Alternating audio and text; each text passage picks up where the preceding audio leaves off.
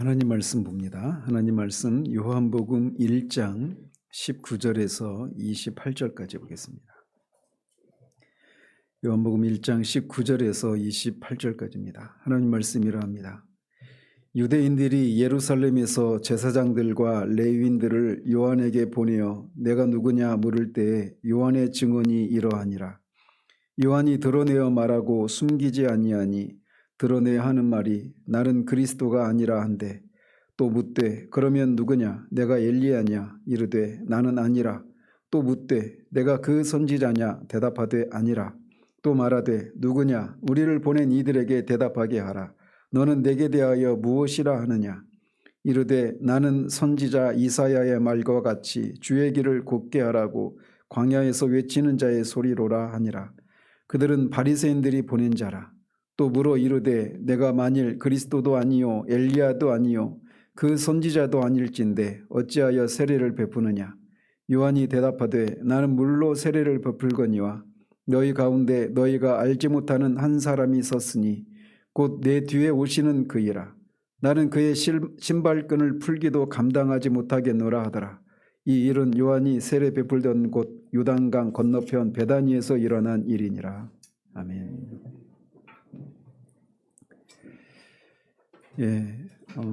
저는 몇 주 동안 1장 17절에 머물면서 율법의 역할과 하나님이 율법을 주신 목적 등에 대해서 살피고 있었습니다. 율법이 어떤 역할을 하는지, 율법의 그 가치와 그 중요성을 알지 못하면 주 예수 그리스도로 말미암은 은혜의 이 가치와 중요성을 알지 못하기 때문에 율법에 대해서 몇 주 동안 살피고 있었습니다. 그러면 율법과 관련돼서 우리가 살펴볼 것을 다 살펴봤느냐 하면 그렇지 않습니다. 아직도 더 살펴봐야 될 내용들이 굉장히 많아요. 한 몇 달은 해야 될 그런 분량인데, 개인적으로 굉장히 주관적인 마음이지만 지난주에도 잠깐 말씀을 드렸지만 계속 여기 머무르는 것에 대해서 제 마음에 좀 부담이 있습니다. 여러분들의 그 영적인 상황들, 그리고 요한복음을 지금 강의하면서 약간은 이렇게 흐름이 좀 어떤 긴장도랄까요? 이런 것들이 약간 좀 주관적인 판단이니까 틀릴 수도 있겠지만 어쨌든 그런 것들이 좀 떨어진 건 아닌가 이런 마음이 좀 들어서 잠시 그 율법과 관련된 내용들은 다음에 더 이제 하나의 시리즈로 살피고 요한복음을 이제 계속해서 진행해 나가야 되겠다 이런 생각을 해서 이제 오늘부터 본격적으로 이제 본론에 해당되는 부분들을 강의를 해 나가려고 합니다. 어쨌든 다 살피지는 않았지만 율법이 어떤 역할이 있는지, 그리고 그리스도인이 되기 전에 또 세상에 대해서 또 그리스도인 된 후에도 율법은 어떤 역할을 하는지 이런 것들을 우리가 알지 못하면 그리스도로 말미암은 은혜의 풍성함을 알지 못하고 그리스도인다운 삶을 살아가는 데 있어서도 굉장한 제약을 우리가 받게 됩니다. 그래서 이제 기회를 봐서 이런 것들은 따로 제가 시리즈로 그렇게 살펴보도록 하겠습니다. 자, 그래서 말씀으로 돌아오면 우리는 지금까지 요한복음의 서론에 해당되는 구절들을 통해서 예수 그리스도는 그냥 나사렛 땅에서 사셨던 그 예수님이 영원전부터 하나님과 함께 계셨던 말씀, 로고스이신 분이신데 그분이 육신을 입고 우리 가운데 오신 그런 분이라고 하는 사실들을 살펴보았습니다. 자, 오늘 본문은 요한복음의 전반부에 해당되는 부분으로서 세례 요한의 정체성과 그의 사역에 대한 유대인과 세례 요한 사이에 오간 그 질문을 소개하고 있는 본문입니다. 그래서 언뜻 여기서 이 본문을 보면 표면적으로만 보면 이 스포트라이트를 받고 있는 인물이 세례 요한으로 보여집니다. 그러나 그 더 심층을 살펴보면 여기에서 나오지는 않았지만 중심적인 자리를 차지하는 분은 예수 그리스도이시라고 하는 것을 우리가 살펴보게 됩니다. 즉, 이 요한복음의 저자인 사도 요한은 세례 요한이 활동할 당시 선풍적인 인기를 모으면서 많은 사람들로부터 혹시 세례 요한이 그리스도가 아닌가라고 하는 이 세례 요한이 사실은 메시아가 아니라고 하는 이 세례 요한 자신의 이 증언을 통해서 그것을 밝힘으로써 독자들의 관심을 세례 요한에게서 예수 그리스도께 집중시키고 있는 이런 역할을 하는 본문이라고 할 수가 있습니다. 예수 그리스도에 대한 세례 요한의 증거는 먼저 자기 자신의 정체성을 명확히 밝히는 것에서부터 시작을 합니다. 마태나 마가, 누가복음에 의하면 당시 세례 요한의 사역은 전 유대 지역에 걸쳐서 상당한 반향을 일으키고 있었던 상황이었습니다. 그래서 마태복음 3장 5절 6절을 보면 이때 예루살렘과 온 유대와 요단강 사방에서 다 그에게 나아와 자기들의 죄를 자복하고 요단강에서 그에게 세례를 받았다라고 말을 하고 있습니다. 세례 요한의 사역이 이렇게 전 유대적으로 선풍적인 인기를 끌고 있었어요. 인기라고 하는 용어를 적합한 용어라고 할 수는 없겠지만 어쨌든 사람들에게 막 대대적인 어떤 그런 기대하는 마음을 갖게 만드는 인물이 세례 요한이었습니다. 그래서 온 유대로부터 세례 요한에게 몰려왔고 그 사람들 몇몇도 세리와 죄인들이라고 말하는 이런 그 사회적인 약자와 이런 죄인들 이런 사람들뿐만 아니라 당시 기득권층이라고 할 수 있는 바리새인들과 사두개인들 또 군인들도 세례 요한에게 와서 그의 가르침과 또 그를 통해서 이 세례를 받고자 하는 이런 일들이 전 유대적으로 일어났었습니다. 아마 생각해 보십시오. 오늘날 같이 SNS가 있었던 시대도 아닌 상황에서 그렇게 어떤 소식, 어떤 사건이 일어나면 전 유대에 그 소식이 퍼져 나가려면 상당한 기간이 걸리지 않았겠습니까? 근데 이 세례 요한의 사역과 그의 가르침이 전 유대 지역에 다 소문이 나고 그에게 모든 사람들이 몰려들었다라고 하는 것은 그 당시 유대인들이 어떤 상황 가운데 있었는가라고 하는 것을 우리가 유추를 해볼 수가 있게 됩니다. 자, 그런 상황이 되니까 이제 유대인들이 예루살렘에서 제사장들과 레위인들을 세례 요한에게 보내서 그가 누구인지를 묻습니다. 일종의 이 사람들은 일종의 조사단이라고 할 수가 있겠죠. 그래서 여기서 이제 새로운 인물들이 등장을 해요. 유대인, 제사장들, 레위인들 이런 새로운 인물들이 등장을 하는데 제사장들과 레위인들은 당시 유대 사회에서 종교적인 이런 직무를 책임지고 있었던 일종의 기득권층이라고 할 수가 있습니다. 그런데 그들을 제사장들과 레위인들을 유대인들이 보냈다라고 말하는데 여기서 말하는 유대인들은 여기서는 명확하게 나오지 않지만 당시 유대 사회를 이끌어가고 있었던 사내들인 공의회 회원들이라고 할 수가 있습니다. 사내들인 공의회는 당시 성전을 중심으로 진행되던 이런 종교 의식과 달리 독특하게 종교적 행위를 행하고 있는 세례 요한에게 율법에 능숙한 제사장들과 레위인들로 구성된 조사단을 파견해서 그에게 질문을 던지고 있는 겁니다.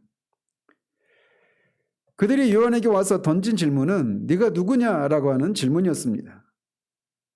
이것은 세례 요한의 정체성을 묻는 매우 중요한 질문이었습니다. 유대인들은 이 질문을 통해서 자신들의 궁금증을 풀고자 했고 요한의 입장에서 보면 이 기회에 자신의 존재를 유대 사회에 이제 공개적으로 드러낼 수 있는 자신의 존재를 어필할 수 있는 그런 기회였을 수 있습니다. 따라서 세례 요한의 이 대답 여부에 따라서 많은 것들이 바뀔 수도 있는 그런 상황이었습니다. 즉 누가복음이나 이런 데 보면 백성들이 세례 요한을 혹시 그가 그리스도가 아닌가라고 하는 이런 생각을 가지고 있었단 말이에요. 자, 그런 상황이었기 때문에 일반적으로 우리가 이 세상 가운데서 어떤 사람이 그렇게 온 우리나라만 가지고도 온 국민의 관심사가 한 사람에게 막 몰려 있을 때 그것은 그 사람에게는 굉장히 좋은 기회 아니겠습니까? 국민들한테 자신의 이런 정체성을 밝히 드러내면서 국민들의 모든 관심을 자기에게 집중시킬 수 있는 그런 좋은 기회일 수도 있단 말이죠. 따라서 그런 네가 누구냐라고 하는 이런 질문에 막 대답을 망설이면서 매우 고심하면서 그렇게 답을 할 수도 있단 말이에요. 대중의 마음을 사로잡는 카리스마 넘치는 그의 설교와 많은 사람들에게 시행된 세례 행위는 백성들이 그를 범상치 않은 인물을 넘어서서 혹시 그가 그리스도가 아닌가? 그리고 뒤에 나오는 것처럼 혹시 그가 엘리야인가? 혹시 그가 모세가 말했던 그 선지자가 아닌가? 이런 생각을 가질 수 있을 정도로 이 백성들이 세례 요한을 그렇게 높이 평가하고 있었던 상황이었단 말이죠. 따라서 그가 마음먹기에 따라서는 자신을 강렬하게 그렇게 어필할 수도 있는 그런 상황이었던 것입니다. 그렇지만 우리가 이어지는 내용을 보면 세례 요한은 자신이 누구인지를 정확히 알고 있었기 때문에 자기 분량밖에 자랑을 멀리했고 자기의 이 부르심에 충실한 그런 답변을 하는 것을 우리가 보게 됩니다. 모든 인간에게는 자아실현의 욕구가 다 있습니다. 그리고 그 자아실현의 최고 정점은 하나님과 같은 존재가 되려고 하는 것. 이것이 사람들이 가지고 있는 그런 마음입니다. 따라서 이 세례 요한의 모습을 보면서 우리는 우리가 어떤 위치에 있든지 우리의 존재를 분명히 인식하고 거듭 확인할 필요가 있다라고 하는 것을 우리가 교훈받게 됩니다. 우리말은 네가 누구냐라고 하는 이 질문이 문장의 앞에 부분에 배치되어 있지만 원문은 네가 누구냐라고 하는 질문이 맨 뒤에 배치되어 있습니다. 그래서 이런 것을 통해서 이 질문의 중요성을 부각시키고 있는 이런 효과가 있어요. 이 사람들로부터 네가 누구냐라고 하는 질문을 받고 세례 요한은 이렇게 증거했다라고 말을 합니다. 그의 증거가 이러하다 이렇게 말을 하는데 그의 자신의 정체를 묻는 이 유대 지도자들에 대한 요한의 반응을 묘사하면서 그의 대답이 이러하다 이렇게 말하지 않고 그의 증거가 이러하다 이렇게 말을 하고 있는 것에 주목할 필요가 있습니다. 그래서 증거라고 번역된 이 마르투리아라고 하는 단어는 증거 혹은 증언을 이렇게 의미하는 말인데 주로 이제 법정에서의 증언을 비롯해서 역사적이고 종교적이고 도덕적인 의미에서 다른 사람에 대해서 증언할 때 사용되는 단어입니다. 그냥 그의 대답이 이러했다 이렇게 말하지 않고 그런 의미가 있는 증거, 증언이라고 하는 용어를 쓰고 있는 것에 우리가 주목할 필요가 있는 거예요. 세례 요한은 이 조사단이 자신의 정체를 묻는 이유를 잘 알고 있었습니다. 네가 누구냐라고 하는 질문에 세례 요한은 나는 그리스도가 아니다 이렇게 답하잖아요. 그러니까 네가 그리스도냐 이렇게 물은 것이 아니라 네가 누구냐라고 물었는데 곧장 나는 그리스도가 아니라 이렇게 말을 하는 것을 통해서 이 세례 요한은 이 사람들이 자신의 정체성을 묻는 이유를 잘 알고 있었단 말이죠. 그것은 앞에서도 말씀드린 것처럼 그들은 세례 요한이 혹시 그리스도일지도 모른다라고 하는 생각을 가지고 있었던 것입니다. 당시 유대인들은 바벨론 주전 586년 이 바벨론 포로 이후로 계속해서 이 바벨론과 페르시아, 헬라 제국에 의해서 식민 지배를 받았었습니다. 그리고 잠시 마카비 가문에 의한 이 독립을 통해서 하스모니안 왕가 한 80여 년 정도에 지속된 이 독립 국가로서 한 80년 정도 지내고 있었고 거의 대부분의 시간 그리고 예수님 당시에는 로마의 식민 지배를 받고 있었습니다. 따라서 그 당시 유대인들은 그런 자신들을 구원할 메시아를 손꼽아 기다리고 있었습니다. 그들은 구약에서 약속한 다윗의 후손으로 오실 메시아를 기다리고 있었고 약 400년 가까운 세월 동안 말라기 이후 약 400년 가까운 세월 동안 하나님으로부터 오는 그런 계시도 끊겼던 그런 상황이었었습니다.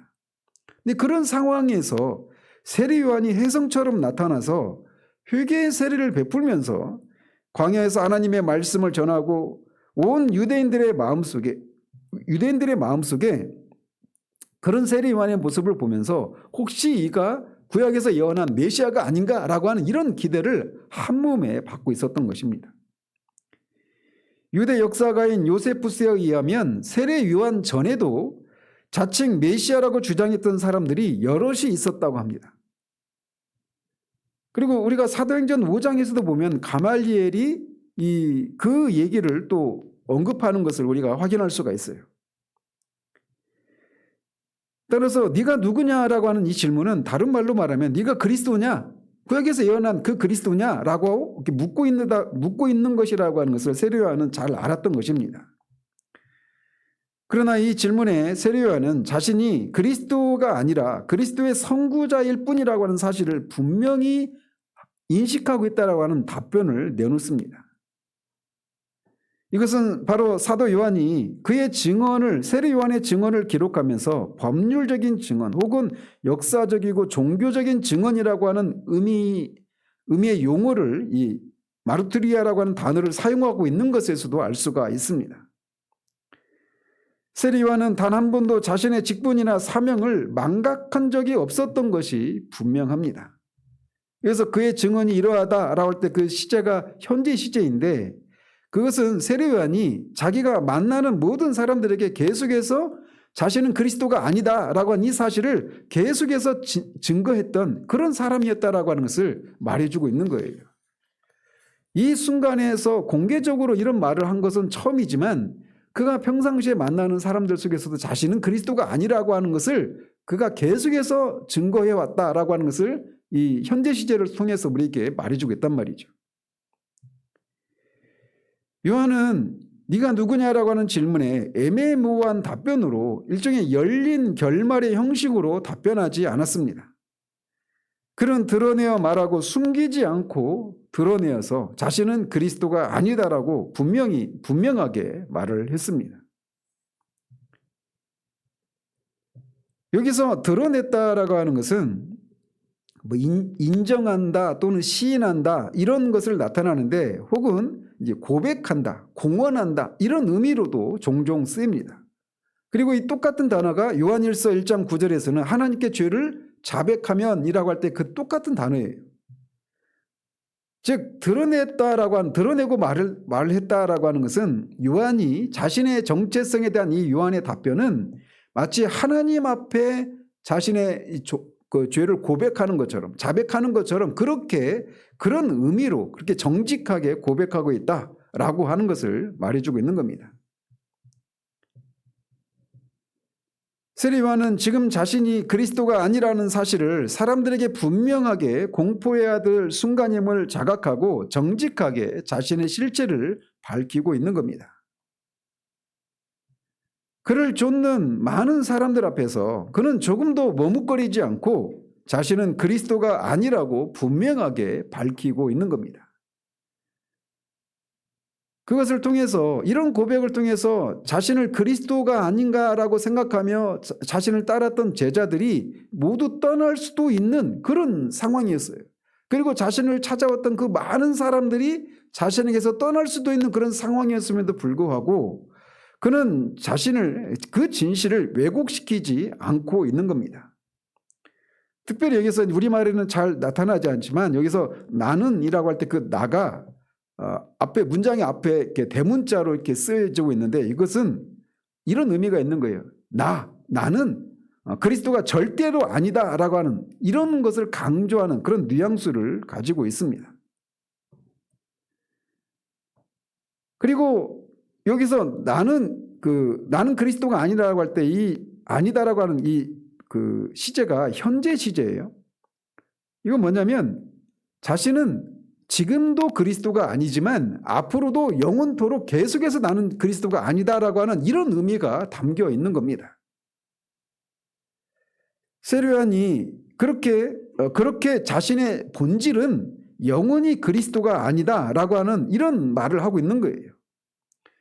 이것은 우리에게도 똑같이 적용될 수가 있는 겁니다. 구원받은 신자는 하나님의 양자가 되고 하나님의 자녀가 됩니다. 그러나 인간의 본질은 언제까지나 영혼 속에서도 영원히 인간으로 남습니다.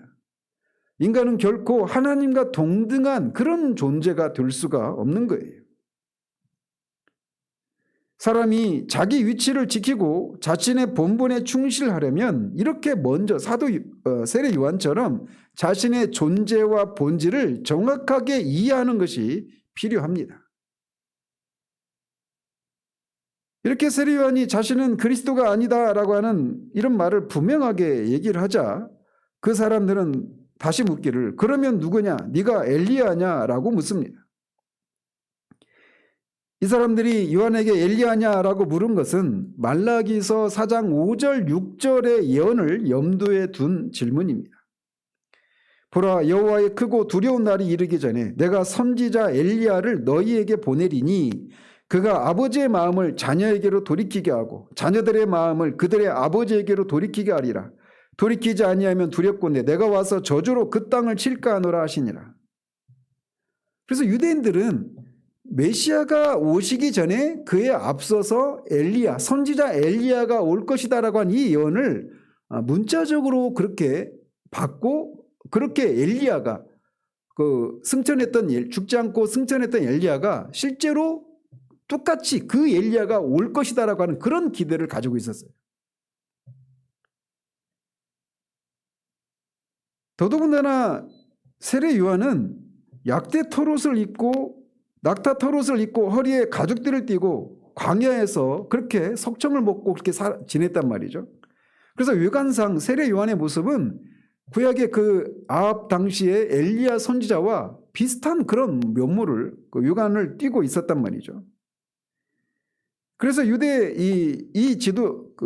종교 지도자들이 이렇게 네가 그러면 그리스도가 아니면 그리스도 앞에 오게 될 엘리야냐 이렇게 물었던 것입니다.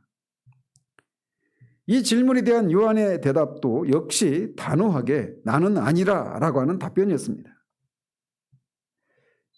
요한은 자신이 엘리야가 아니라고 말을 하고 있는 거예요. 자, 그런데 우리가 알다시피 마태복음 17장에 보면 예수님은 세례 요한을 엘리야라고 말씀하시죠. 세례 요한은 자신이 엘리야가 아니라고 말하는 반면 예수님은 세례 요한이 엘리야다라고 말씀하셔요. 그 말씀을 하실 때 그 배경은 세례 요한이 감옥에 갇혀 있었을 때 제자들을 보내지 않습니까? 그러면서 제자들에게 예수님에게 찾아가서 당신이 그리스도이십니까? 메시아이십니까? 라고 물으라고 그 답변을 그렇게 그 사람들을 보냈단 말이에요. 그런 답변을 하는 중에 예수님이 자신이 그리스도다, 메시아다라고 하는 것을 말씀하셨죠. 메시아가 오셔서 할 일들을 성경에서 예언한 바가 있는데 그 예언한 일들이 자신을 통해서 지금 이루어지고 있지 않느냐. 그러니까 내가 그리스도다, 메시아다 이런 얘기를 말씀하셨단 말이에요. 그리고 나서 그 배경 속에서 이 세례 요한에 대해서 세례 요한이 엘리야다라고 하는 말씀을 하셨단 말이에요.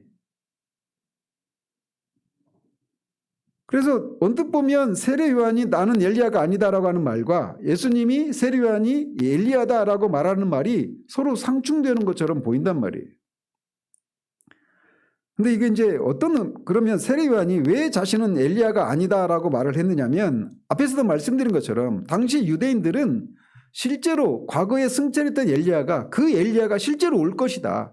그 변화산상에서 엘리야가 나타났던 것처럼 그런 식으로 엘리야가 와서 메시아의 앞에 와서 메시아에게 기름을 붓는 그런 일을 할 것이다라고 하는 이런 기대를 가지고 있었단 말이에요. 그런 의미에서 세례 요한은 당신들이 기대하는 그 엘리야가 나는 아니다 이렇게 답변을 하고 있는 거란 말이죠. 그리고 예수님의 이 세례 요한이 예수님에 의하면 세례 요한이 엘리야다라고 말씀하셨을 때는 메시아 앞에 오셔서 하실 그 일을 한 존재로서의 엘리야다 이런 의미로 말씀하셨던 것입니다. 이렇게 엘리야도 아니다라고 답변을 하자 그들은 다시 묻기를 그러면 네가 그 선지자냐라고 묻습니다. 그 선지자 정관사가 붙어 있는데 이것은 이 사람들이 세례 요한을 여러 선지자 중에 한 사람으로서 선지자 이렇게 묻는 것이 아닙니다. 그 선지자는 신명기 18장 15절에서 모세가 예언했던 그 선지자를 가리킵니다. 내 하나님 여호와께서 너희 가운데 내 형제 중에서 너를 위하여 나와 같은 선지자 하나를 일으키시리니 너희는 그의 말을 들을지니라 이렇게 예언한 바가 있는데 여기서 말하는 그 선지자 나와 같은 선지자가 올 것이다 라고 하는 말을 예언한 바가 있는데 바로 그 선지자냐 이렇게 묻고 있는 거예요. 그런데 여기서 말하는 그 선지자는 결국은 메시아를 가리키는 겁니다. 그러니까 모세가 예언했던 그 선지자는 메시아를 가리키는 거예요. 따라서 네가 그 선지자냐 이 얘기는 다른 말로는 네가 모세가 예언했던 그 선지자고 곧 그리스도냐 이렇게 묻고 있는 것과 같은 겁니다. 이 질문에도 요한은 자신은 모세가 예언한 그 선지자도 아니다라고 답변을 합니다. 자, 이렇게 자신은 그리스도도 아니고 엘리야도 아니고 그 선지자도 아니다 이렇게 답변을 하니까 그 사람들이 또 묻습니다. 너는 내게 대하여 무엇이라 하느냐라고 묻습니다. 그리고 자신을 보낸 사람들에게 우리가 어떤 사람이라고 그렇게 답변을 해두느냐라고 묻고 있는 거예요. 대체 네가 네 자신에 관해서 주장하고 있는 것이 무엇이냐라고 그렇게 단도직입적으로 이제 질문을 하는 것입니다. 그러자 요한은 나는 선지자 이사야의 말과 같이 주의 길을 곱게 하라고 광야에서 외치는 자의 소리로다라고 답변을 합니다. 여기서 원문의 뉘앙스는 그가 단언했다라고 하는 그런 의미가 담겨 있습니다. 사도 세례 요한은 자신을 광야에서 외치는 자의 소리로 이렇게 소리라고 단언하고 있는 거예요. 즉 세례 요한은 소리는 인격체가 아니지 않습니까? 세례 요한은 자신을 인격이 아니라 소리라고 그렇게 말을 하고 있는 겁니다. 그래서 이런 것을 통해서 자기를 낮추고 그리스도를 부각시키고자 이렇게 의도적으로 자신은 아무것도 아니고 다만 왕이 오실 길을 예비하라고 말하는 소리에 불과하다 이렇게 답변을 하고 있는 거예요. 이런 표현은 자기를 전혀 드러내지 않고 오직 자신의 사명에만 충실하고자 했던 그의 성품을 그의 존재됨을 잘 반영해 주는 말이라고 할 수가 있습니다. 마치 우리가 왕이나 또는 어떤 높은 사람이 지나갈 때 그 앞에서 사람들이 전하 납시오 이런 식으로 하면 사람들이 막 길을 비키고 이런 일을 했던 그런 존재처럼 자신은 메시아의 오심을 예고하는 그런 자에 불과하다라고 하는 이런 확고한 자의식을 가지고 있었다라고 하는 것을 이 소리라고 하는 단어를 사용하는 것을 통해서도 우리가 볼 수가 있는 겁니다. 사도 요한은 앞에 1장 6절에서 8절까지 해서 세례 요한은 세상에 오신 빛이 아니라 그 빛에 대해서 증언해서 사람들로 하여금 빛을 믿도록 하기 위해서 하나님부터 보내심을 받은 존재다라고 하는 이런 말을 한 바가 있는데 요한은 그처럼 자신의 소명에 충실한 사람이었다라고 하는 것을 볼 수가 있어요. 자, 그런데 왜 하필 세례 요한은 자신을 소리로 비유했을까요? 소리는 지금도 여러분은 소리를 듣고 있죠. 제 말이라고 하는 소리를 지금 듣고 있는데 소리는 사람들로 하여금 그것을 듣고 분별하도록 전달하는 일종의 통신수단이라고 할 수가 있습니다. 따라서 소리의 역할은 분명해야 하고 정확해야 합니다. 분명하다라고 하는 것은 고린도전서 14장에서 말하고 있는 것처럼 피리 부는 소리인지 검은 고 타는 소리인지 분명한 구별이 되어야 한다 이런 것을 의미하죠. 또 정확해야 된다라고 하는 것은 소리라고 하는 것은 음악을 연주할 때도 우리가 그 악보가 있고 거기에 높낮이가 있고 장단이 있고 또 빠르기와 느리게 이런 것들 다 그 표시가 되어 있지 않습니까? 그래서 그것을 따라서 정확하게 연주를 해야 정확한 제음을 발휘할 수 있지 않습니까? 그런 것처럼 소리의 목적은 그 역할에 충실함으로써 소리를 통해 전달하고자 하는 내용을 분명하고도 정확하게 전달하는 데 소리의 역할이 있는 것입니다. 즉 자신은 세례 요한이 그런 의미의 소리다, 광야에서 외치는 소리다 이렇게 말을 하는 것을 통해서 자신을 보내신 하나님에 의해서 자신의 뒤에 오실 그리스도에 대해서 분명하고 정확하게 전파하도록 그렇게 보냄을 받은 그런 존재다라고 하는 것을 말해주고 있는 겁니다. 그것을 통해서 이렇게 세례 요한이 소리로서의 자신의 소임을 다하려면 자기를 철저히 낮추는 것이 필요했기 때문에 이것을 통해 자기 뒤에 오시는 그리스도에게 사람들의 시선을 집중시키고 있는 그의 소임을 잘 드러내고 있다라고 할 수가 있는 겁니다. 뿐만 아니라 세례 요한은 자신을 소리라고 비유하되, 소리에 비유하되 더욱 구체적으로 외치는 자의 소리다라고 말을 하고 있습니다. 여기서 외친다라고 하는 것은 아무 의미도 없이 막 그냥 소리를 꽥꽥 지른다 이런 의미가 아니라 아주 장엄하게, 엄숙하고 장엄하게 선포한다 이런 의미가 있는 겁니다. 이런 표현은 세례 요한이 고뇌에 차서 견딜 수 없는 마음으로 그냥 미친 듯이 소리 지르는 것이 아니라 자기 뒤에 오시는 왕을 맞을 준비를 하도록 백성들에게 엄숙하게 선포하고 있다라고 하는 것을 보여주고 있는 거예요. 그러면서 특별히 세례 요한은 자신의 사역의 근거로 선지자 이사야의 예언을 들고 있습니다. 이런 측면에서 볼 때 광야에서 외치는 자의 소리인 세례 요한의 출현은 하나님의 계획과 작정에 의한 것이라고 하는 것을 다시금 여기에서도 확인할 수가 있습니다. 이사야와 세례 요한 사이의 이 시간차는 약 700년 정도의 차이가 있습니다. 여기서도 우리는 인류를 구원하고자 하시는 하나님의 이 원대한 계획이 얼마나 철저한 계획과 하나님의 작전 가운데서 이루어지는 일인가라고 하는 것을 우리가 여기서도 볼 수가 있는 거예요. 하나님은 이사야 선지자를 통해서 메시아가 오기 전에 메시아가 오실 길을 예비할 광야에 외치는 자의 소리라고 불리는 이런 존재를 보내실 것이라고 하는 것을 예언한 바가 있는데 바로 그 이사야 선지자가 예언했던 그 광야에 외치는 소리가 바로 나다 이렇게 말씀하고 있는 거예요. 그리고 그 말씀, 그 예언은 광야에 외치는 자의 소리가 올 것이다라고 하는 것에 거기가 중심이 아니죠. 광야에 외치는 자의 소리가 있는 것은 그 뒤에 결국은 인류를 구원한 메시아가 오실 것이라고 하는 것이 거기에 포커스가 거기에 가 있단 말이에요. 즉 자신이 이렇게 광야에 외치는 자의 소리다 이렇게 말하는 것은 결국 자신의 뒤에 메시아가 오신다. 나는 그 메시아가 오실 길을 예비하는 그런 존재다라고 하는 것을 말해주고 있는 거예요. 그러니까 이것은 결국은 하느님이 예언하신 것이 이제 성취가 되고 있다라고 하는 것을 말해주고 있는 것이다라고 할 수가 있는 겁니다. 이처럼 그리스도의 출현뿐만 아니라 그리스도의 길을 예비하는 데 출현까지 세밀하게 예언되었다라고 하는 사실은 이 세상을 구원하려고 하는 하나님의 계획이 매우 세밀함을 잘 보여주고 있습니다.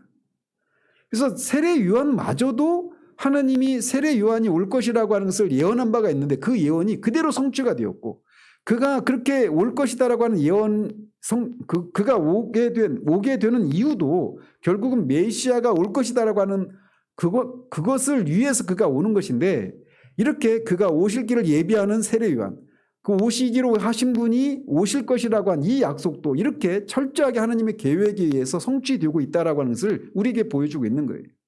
결국은 뭐냐? 앞에서 1장 6절에서 8절에서 말하고 있는 것처럼 세례 요한의 목적은 뭐냐면 빛에 대해서 사람들에게 증거하고 자기를 통해서 모든 사람이 빛을 믿고 생명을 얻도록 하기 위해서 자신이 보내심을 받은 사람이다 이렇게 말하고 있지 않습니까? 그래서 결국은 예수님이 정말 하나님이 약속하신 세상의 구원자라고 하는 것을 세례 요한의 이 말을 통해서도 우리가 확인할 수가 있는 거예요. 사도 요한은 세례 요한을 조사하러 보낸 사람들이 바리새인들이 보낸 사람이라고 그렇게 명시적으로 밝히고 있습니다. 당시 예수님 당시에 이 바리새인들은 예수님 처음 출발은 거룩한 목적으로 바르게 출발을 했지만 예수님 당시에는 그들은 형식주의와 외식주의에 깊이 빠져 있었던 영적으로 굉장히 어두운 사람들이라고 할 수가 있습니다. 바로 그 바리새인들에 의해서 보낸 사람들이라고 말을 하고 있어서 그들이 이 바리새인들이 그 사람들을 보낸 그 목적을 우리가 다시 한번 이렇게 간접적으로 유추할 수가 있는 거예요. 바리새인들은 율법에는 많은 지식을 가지고 있었지만 메시아에 대한 바른 신앙은 없었던 사람들이었습니다.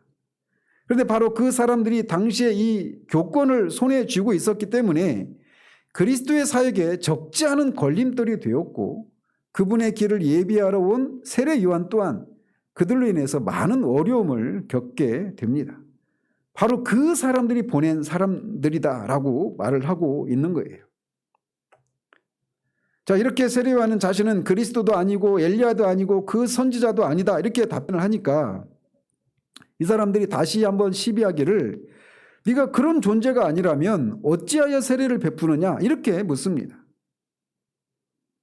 즉 이 말은 네가 세례를 베풀 권위가 없는 존재인데 왜 무슨 권위로 네가 세례를 베푸느냐 이렇게 묻고 있는 거예요. 그들이 생각하기에 교권을 잡은 특권 계급이나 하나님께서 보내신 사람이 아니면 세례를 주는 것은 불법인데 네가 엘리야도 선지자도 메시아도 아닌데 왜 무슨 권위로 이렇게 세례를 베푸느냐 이렇게 묻고 있는 겁니다. 그런데 더 특이한 것은 당시 세례는 원래는 유대인의 정결의식, 결례의식을 행사할 때 행했던 그런 의식이었지만 언제부터인가 이제 이방인들이 유대교로 개종할 때 그들을 정결케 하는 그런 의식으로 사용되기 시작했습니다. 따라서 유대인들의 입장에서 보면 이 세례를 받을 필요가 있습니까? 없습니까? 이방인들이 유대교로 개종할 때 세례를 베푸는 그런 용도로 행해졌던 것이기 때문에 당시 이 세례는 유대인들에게는 해당이 되지 않는 것이었단 말이에요. 그런데 이 세례 요한이 아무런 권위도 없는 이들의 입장에서 보면 메시아도 아니죠. 그 선지자도 아니죠. 엘리야도 아니죠. 그리고 성전에서 세례를 베푸는 것도 아니고 이 강가에서 그렇게 세례를 베푸는데 유대인들에게도 세례를 베푼단 말이에요. 그러니까 이미 유대교인들인 유대인들에게 그 사람들이 뭐 군인도 있었고 바리새인도 있고 사두개인도 있고 세리들도 있고 이런 다양한 각계각층의 유대인들에게도 세례를 베푸고 있단 말이에요. 그런 의미로 네가 무슨 권위로 더더군다나 유대인들에게까지 그렇게 세례를 베푸는 이유가 뭐냐? 그 권위의 원천은 뭐냐? 이렇게 묻고 있는 겁니다. 왜 세례를 베푸느냐라고 하는 질문에 세례 요한은 나는 물로 세례를 베풀거니와 라고 답을 합니다. 자, 여러분, 나는 왜 세례를 베푸느냐 이렇게 물으니까 나는 물로 세례를 베풀거니와 이 답변하는 것을 보면 굉장히 동문서답처럼 들리죠. 그런데 이 답, 나는 물로 세례를 베푸거니와 이것은 뒤에 31절에 가서 31절과 연결시켜서 봐야 됩니다.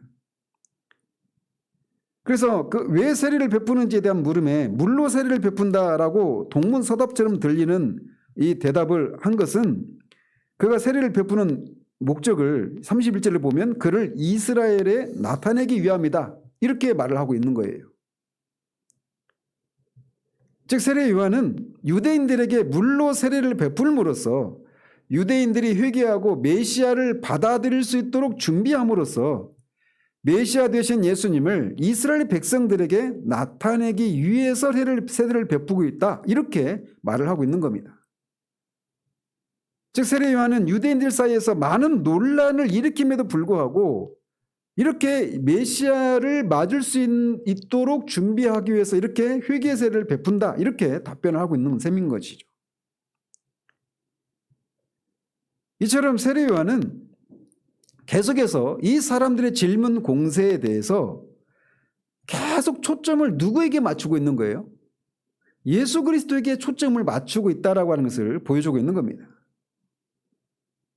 바리새인들이 자신이 베푸는 세례에 대해서 도전할 때도 세례 요한은 물로 세례를 베푸는 이유가 바로 유대인들 가운데 계시지만 알지 못하는 메시아를 온전히 드러내기 위함이라는 사실을 강조하면서 자신의 모든 행위와 그가 전파하는 메시지가 다 예수님을 향하고 있다라고 하는 것을 나타내고 있는 겁니다.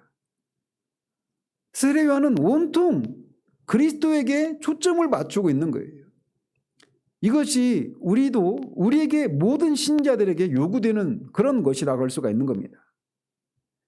왜 우리는 사는지, 우리가 무엇인가를 선택하고 어떤 행동을 하고 이런 모든 것들이 다 세례 요한처럼 그리스도에게 초점을 맞추는 그런 것이 우리에게 요구된다라고 할 수가 있단 말이죠. 계속해서 요한은 너희 가운데 너희가 알지 못하는 한 사람이 섰으니라고 말을 합니다. 여기서 너희 가운데 섰다라고 하는 말은 그리스도께서 유대인들 중에 섞여 살면서 평범한 사람처럼 살아오셨다라고 하는 것을 암시해주고 있습니다. 즉 예수님은 그분의 때가 되기까지는 아무에게도 주목을 받지 않는 그냥 평범한 유대인으로서 살고 계셨다라고 하는 것을 말씀해주고 있는 거예요.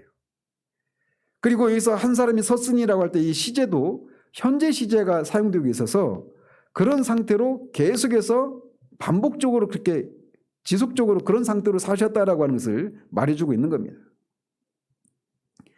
즉 메시아이신 예수님이 우리가 1절에서부터 18절까지 해서 말하고 있는 것처럼 태초부터 하나님과 함께 계셨던 말씀이신 분이 육신이 되어서 이 땅에 오셨는데 그 하나님이신 분이 사람들 속에 그냥 평범한 유대인들처럼 그렇게 살고 계셨다라고 말하고 있는 거예요. 메시아이신 예수님이 그들 중에 계속해서 서 계셨다라고 하는 말이고 하나님께서 정하신 때가 이르기까지 기다리셨음을 말해주고 있는 겁니다. 그분은 조급하게 서두르지도 않으셨고 자기 자신이 평범하게 인식되는 것을 조금도 싫어하신 적이 없으신 그런 삶을 사셨다라고 하는 것을 나타내주고 있는 겁니다. 심지어 공생애를 시작하신 후에도 그분은 자신을 종이라고 부르시기를 마다하지 않으셨습니다. 그리고 당시 그 사회 속에서 소유되던 세리나 창기나 이런 죄인들의 친구라고 하는 이런 비난에도 어떤 이의도 제기하지 않았습니다. 우리가 그런 게 있지 않습니까? 우리보다도 사회적인 지위나 이런 것들이 낮은 사람과 내가 친분 관계가 있고 그리고 다른 사람이 그런 자신을 저 사람 친구였어? 저 사람이 네 친구였어? 네가 아는 사람이었어? 이런 얘기할 때 우리 안에서 어떤 막 방어 기제가 발휘되지 않습니까? 내가 비록 이렇게 있지만 나는 저 사람과는 달라. 이런 생각을 갖기가 쉬운데 말씀이신 하나님이신 분이 유대인들과 함께 사시면서 그냥 죄인과 세리와 창기의 친구라고 불리는 것을 마다하지 않으시는 그런 모습으로 사셨다라고 하는 것을 우리에게 말해주고 있는 거예요. 우리는 누구나 이 다른 사람보다 조금 더 나은 사람이라고 하는 그런 그 평가를 받고 싶어하고 그런 평가를 받지 않을 때 굉장히 기분 나빠하지 않습니까? 근데 예수님이 이 당시까지도 이렇게 자신을 그냥 평범한 유대인으로 그렇게 사시는 것을 마다하지 않는 그런 삶을 사셨다라고 말하고 있는 겁니다. 그런 선지자 이사야가 예언한 것처럼 그분에게는 사람들의 눈에 띌 만한 흠모할 만한 것이 어떤 것도 없었습니다. 그래서 대부분의 공생애를 시작하셨을 그 당시에도 이 갈릴리 사람들은 저가 요셉의 아들, 그 목수했던 요셉의 아들 예수가 아니냐, 우리 중 그 사람의 동생과 어머니가 다 우리들과 함께 살던 사람이 아니냐, 그렇게 말을 했었던 것입니다.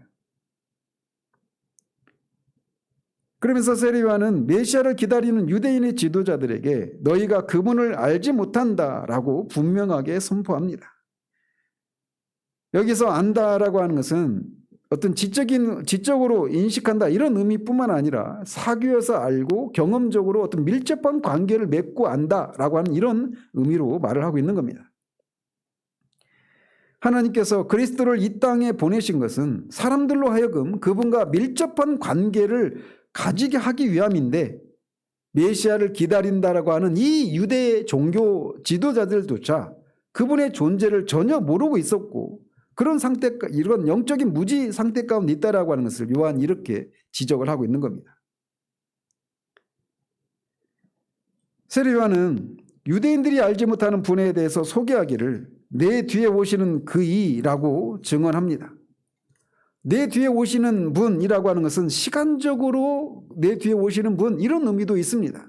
실제적으로 예수님은 요한보다 출생이 6개월 정도 늦죠. 그리고 사역을 시작하신 것도 세례 요한보다 늦습니다. 그래서 그런 의미로 내 뒤에 오시는 이, 이렇게 말할 수 있습니다. 그리고 요한이 필연적으로 자신은 메시아가 오실 길을 예비하는 존재이기 때문에 그런 사역과 관련해서도 보면 그는 메시아보다 앞서서 올 수밖에 없는 그런 존재란 말이죠. 그런 의미에서 그분은 뒤에 오시는 분, 이렇게 말할 수 있는 겁니다. 자, 그런데 우리가 주목해야 될 표현이 있는데 그게 뭐냐면 오시는 그이라고 하는 표현입니다.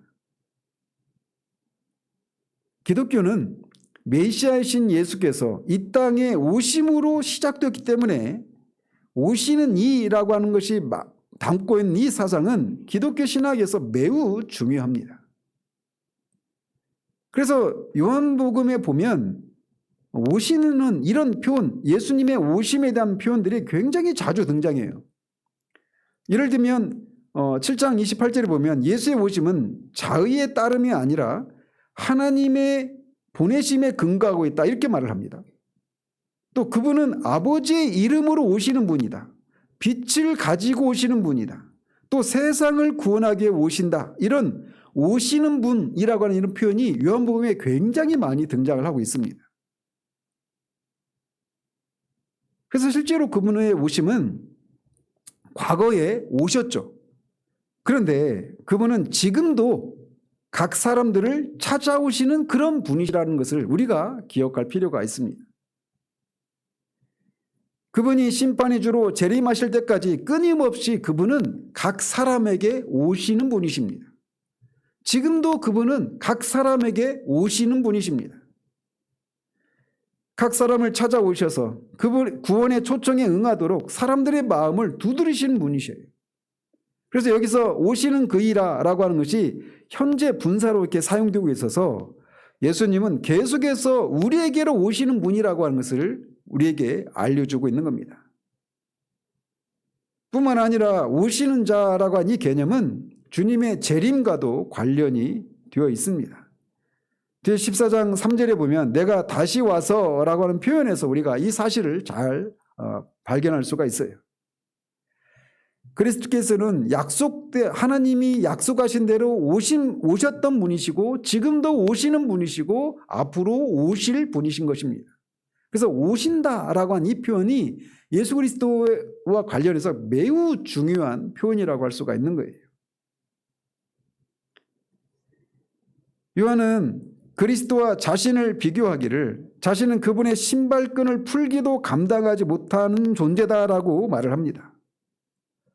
당시 유대인들이 신었던 신발은 오늘날의 샌들과 같은 그런 것이었어요. 그 밑창이 있고 그 뒤에 끈으로 이제 그 발등이 묶는 이런 식으로 신었던 신발이었는데 당시 유대 사회에서는 제자들은 스승의 신발을 나르거나 신발끈을 푸는 일을 하지 않았습니다. 신발을 나르거나 신발끈을 푸는 일은 노예들이 감당했던 일이었어요. 따라서 세례 요한이 자신을 내 뒤에 오시는 그분의 신발끈을 나는 풀 자격조차 없는 그런 비천한 존재다라고 말을 하고 있는 것입니다. 세례 요한은 당시 유대인들이 그가 혹시나 그리스도가 아닌가라고 하는 그런 생각을 할 정도로 카리스마 넘치는 선지자였습니다. 그럼에도 불구하고 그는 자신보다 뒤에 오시는 메시아에 비하면 노예만도 못한 존재라고 고백을 하고 있는 거예요. 이처럼 우리 성도들의 삶 역시 하나님 앞에서 예수님 앞에서 겸손과 감사가 넘치는 삶이 되어야 한다라고 하는 것을 세례 요한의 고백 속에서 우리가 발견할 수가 있는 겁니다. 세례 요한은 오늘 본문을 통해서 세례 요한은 그리스도에게 온통 그의 사역이 그의 가르침이 온통 그리스도에게 초점이 맞춰져 있는 그런 삶을 살았던 사람이라고 하는 것을 우리에게 말해주고 있어요. 오늘날 정말 자신이 사람에 불과한 존재가, 목사가 하나님과 같은 그런 위치를 차지하려고 하는 이런 것들이 많이 나타나고 있는데, 이 카리스마가 넘쳤던, 그래서 백성들이 그가 혹시 그리스도가 아닌가라고 생각할 정도로, 혹시 그가 엘리야가 아닐까? 그 선지자가 아닐까라고 생각할 정도로 그런 세례 요한이 자신을 노예보다도 못한 존재로, 그리스도에 비하면 그런 존재라고 하는 자의식을 가지고 있었고, 자신을 소리에 불과한 존재라고 그렇게 말을 하면서 자신의 자신의 정체성을 오직 그리스도를 나타내고 그리스도를 증거하는 것에서 자신의 존재를 찾는 이 세례요한의 모습에서 우리 시대에 굉장히 시사하는 바가 크다라고 할 수가 있습니다. 이 세례요한의 고백처럼 예수 그리스도가 세상에 오신 빛으로 그 안에 생명이 있는 분이라고 하는 것을 믿고 구원을 얻은 신자들이라면, 우리는 끊임없이 우리가 세례요한이 나는 그리스도가 아니라고 말할 때 의미하는 것처럼 자신은 영원토록 그리스도가 아니다, 나는 여전히 소리에 불과하고 나는 내 존재 이유는 오직 그리스도가 어떤 분이시고 그리스도가 하신 일이 무엇이고 그 그리스도에게 사람들을 소개하고 사람들이 그리스도를 믿게 하는 그런 존재에 불과하다라고 하는 이런 자의식을 가졌던 것처럼, 우리에게도 늘 이런 자의식이 늘 우리 가운데 있어야 하는 것입니다.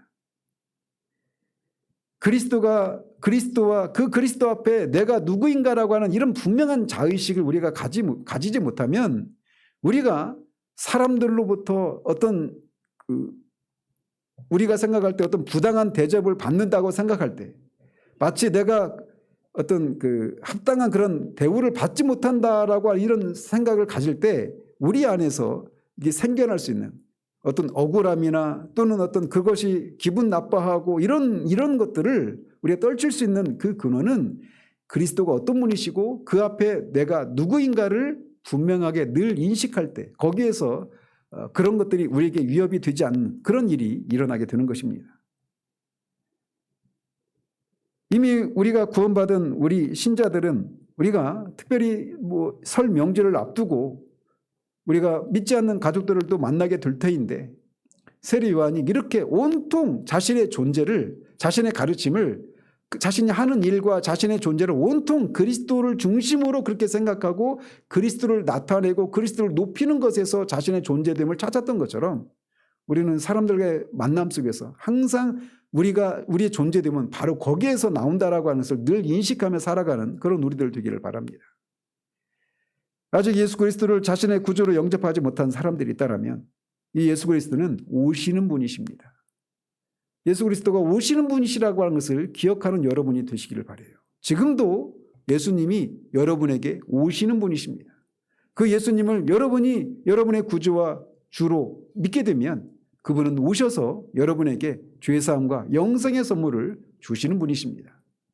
그 오심을 통해서, 그분의 오심을 통해서 우리는 오실 분이시지만 이미 우리에게 오신 분이시고, 지금도 여전히 우리에게 오셔서 끊임없이 우리와 그렇게 교제를 나누시고,